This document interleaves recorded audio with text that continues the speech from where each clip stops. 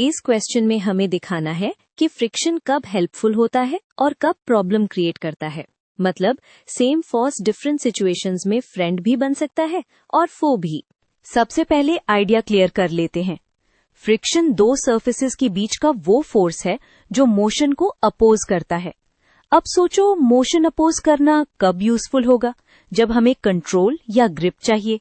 और कब हार्मफुल होगा? जब एनर्जी वेस्ट हो या चीजें घिसकर खराब हो जाएं। पहले फ्रिक्शन एज अ फ्रेंड के एग्जाम्पल्स लेते हैं। वॉकिंग को इमेजिन करो। अगर फ्रिक्शन ना हो, पैर ग्राउंड पर स्लाइड करता रहेगा और हम पुश ही नहीं कर पाएंगे। तो फ्रिक्शन हमें ग्रिप देता है, इसीलिए हम चल पाते हैं। अब ड्राइविंग और ब्रेकिंग। गाड़ी के टायर्स रोड को पकड़ते हैं फ्रिक्शन की वजह से और ब्रेक्स व्हील और स्लो डाउन करते हैं। अगर फ्रिक्शन कम हो, जैसे वेट रोड पर, तो स्टॉपिंग डिस्टेंस बढ़ जाता है। इससे क्लियर होता है फ्रिक्शन सेफ्टी के लिए कितना इंपॉर्टेंट है। एक और सिंपल एग्जाम्पल है राइटिंग।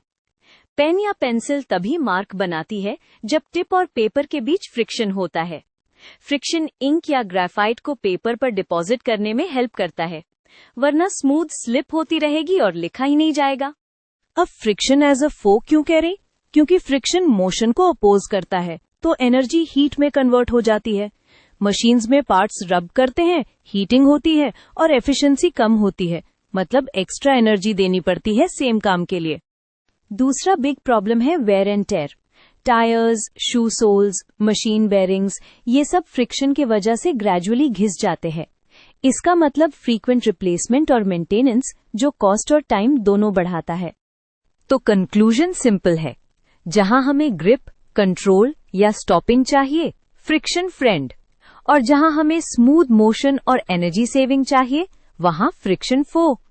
इसी बैलेंस को मैनेज करने के लिए लुब्रिकेशन, बॉल बेरिंग्स और प्रॉपर मटेरियल्स यूज किए जाते हैं।